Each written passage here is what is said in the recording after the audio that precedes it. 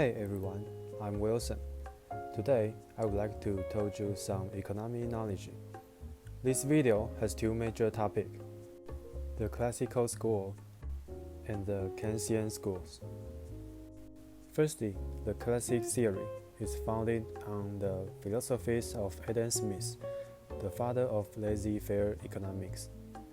Classical economists believe that consumers and firms are decisions in the free market economy in order to maximize their own self-interest. Consumers will make decisions that maximize their own utility, and firms will make decisions that maximize their profit. This self-interest drives voluntary exchange in the free market economy. Setting price level and quantity of output at an equilibrium where all participants can satisfy their incentive-driven goals. When fluctuations and change occur, the natural market forces the voluntary exchange, also known as the invisible hand, allow the market economics to fix itself without outside influence or government intervention. And here comes the Keynesian theory. The Keynesian theory is founded on the philosophies of John Maynard Keynes, father of modern mixed economics. Keynesian economists believe that Adam Smith in the classical theory is correct, but only to a certain point. In many ways, the Keynesian theory is an addendum to the classical theory. Sometimes, when fluctuation occurs, the economics will fix itself through the natural market force. However, in some situations, they won't. Keynesian economists believe that there are times when the economics fluctuate in natural markets, force completely break down, or don't do enough to correct market failures. Without outside influence or government intervention, the imperfect economic conditions will persist, and economy will spiral out of control. As a result, according to the Keynesian theory, government has a role to play to correct the economy when the invisible hand is out of order, and it has a responsibility to intervene so as to ensure the social welfare of citizens.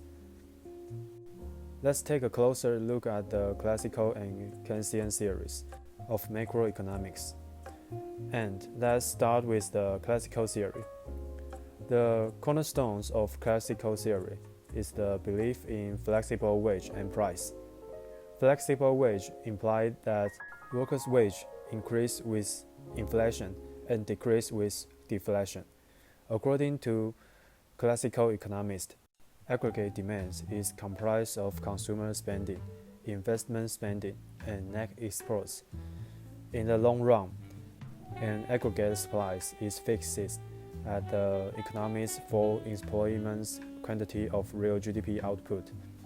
Changing aggregate demand causes fluctuation in aggregate price level, and real GDP output produced in macroeconomics remain the same, because the economics always produces its potential real GDP output. For example, when consumers, firms, and foreign consumers increase their consumption, aggregate demands increased, causing inflation in the economy.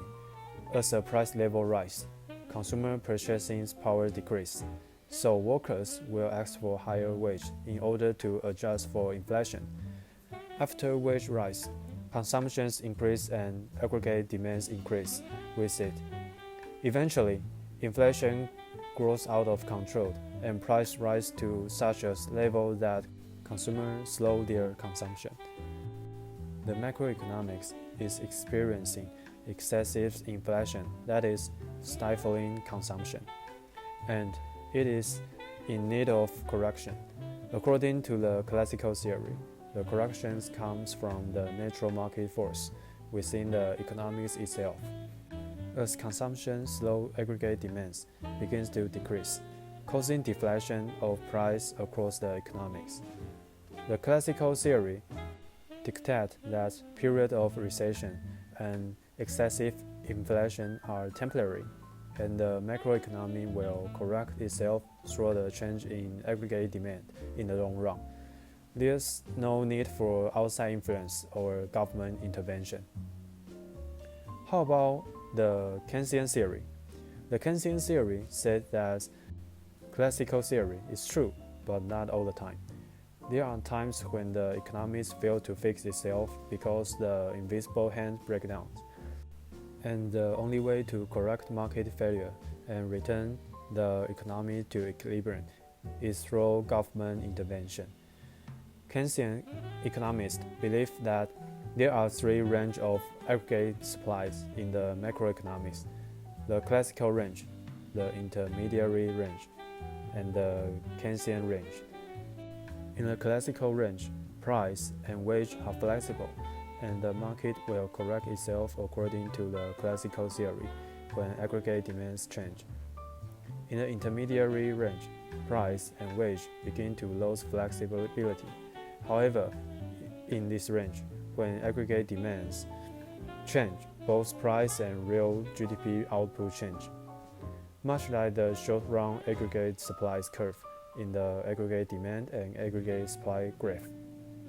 One more thing to know: when the economies move into the intermediary range of aggregate supply, it is experiencing a recessionary gap.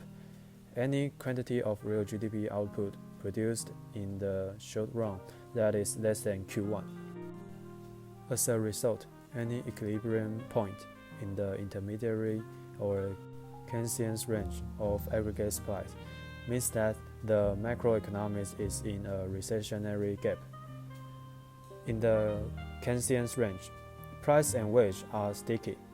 The cornerstones of Keynesian theory is the belief in sticky wage, implied that a worker's wage remain fixed at the same rate, regardless of change in aggregate demand. Finally, during the COVID-19 pandemic, some government takes actions such as increase in spending and increase in money supply in response to COVID-19 pandemic. For example, last year, the Taiwanese government has issued stimulus vouchers to all citizens so as to reach the multiplier effect. This kind of countries can be literally classified as the Keynesian schools. Relatively, another government does nothing. They trust that the impact of the pandemic will voluntarily recover after the pandemic in the long run. Obviously, they will be supported by classical schools. That's all. Thank you so much for watching.